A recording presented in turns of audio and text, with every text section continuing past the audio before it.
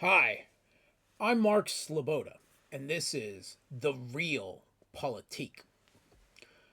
A perennial feature of the so-called culture wars in the U.S. political theater is the idea of a war on Christmas. The war on Christmas heads to Sin City. Because there wasn't anybody else fighting this war on Christmas. I'll take kudos for that. War on Christmas. And John, you've got a book by that title. Yeah, I did write a book about it, and I thought maybe we'd be done with it. And the war on Christmas may be worse than ever. There is an attack on Christmas, which is kind of the tip of the spear when it comes to an even greater battle brewing. They mock the idea there is a war on Christmas even as they wage it. Where many American Christians have lamented what they see as the ever-increasing societal secularization, commercialization, and commodification of Christmas.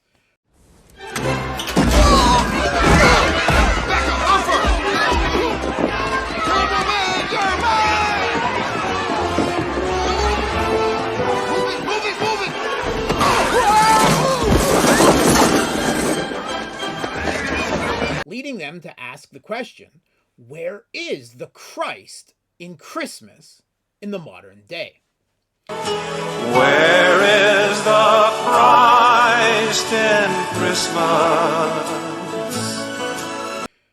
In Russia, and still in many other Eastern Orthodox countries, this isn't a problem. There has long been a divide between a secular New Year's and a more religious Christmas. New Year's festivities are also held on December 31st, with family gatherings and/or more raucous parties with copious alcohol consumed, as in the West.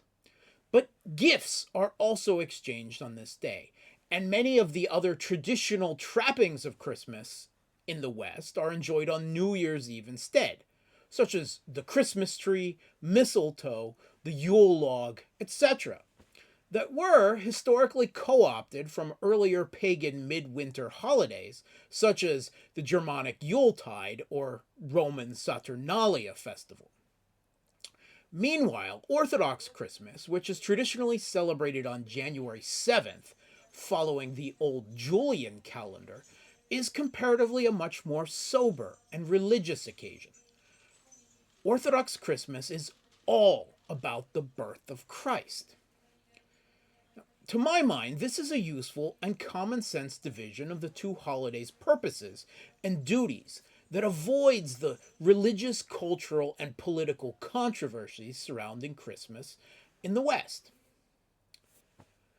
But there has been a long move since Orthodox Christian countries have one by one been absorbed into the modern collective West to change the date on which they celebrate Christmas to the Gregorian calendar established by the Catholic Pope Gregory in the 16th century, December 25th. But of course, the more secular, pagan, and commercial aspects contaminating and conflating Western Christmas have gradually bled in with this calendar date change. This westernization of Orthodox Christmas has happened over the decades to Greece, Romania, Bulgaria, and Moldova, and now it's happening to Ukraine too. The new schismatic Orthodox Church of Ukraine, actively pushed by the US-backed Putsch regime in Kiev and manufactured just in 2018, has for the first time declared that churches under their control can choose to celebrate Christmas on either the Western December 25th or the traditional Orthodox January 7th. This blatant weaponization of the new schismatic Orthodox Church of Ukraine and the holidays is openly being done as part of a geopolitical project and real culture war to gradually de-Russify and westernize Christmas, along with everything else, in Ukraine.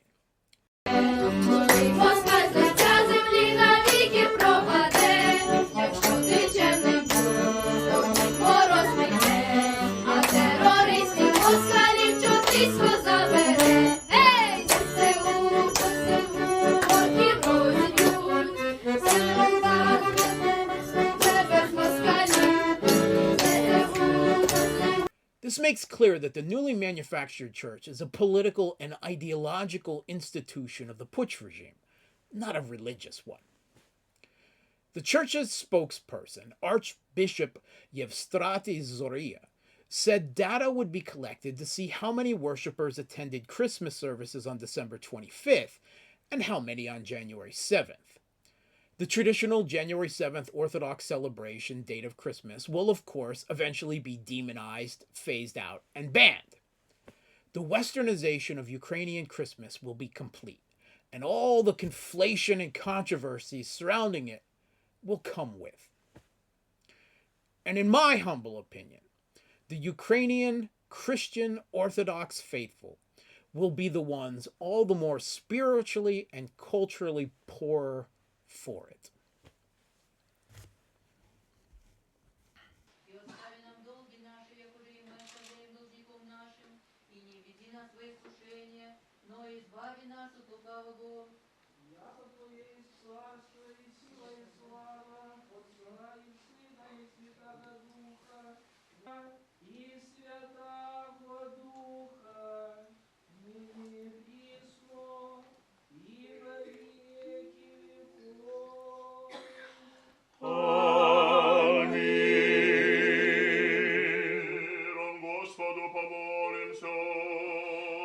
Господи, помилуй. Освящение, спасение души нашей, Господу помолимся.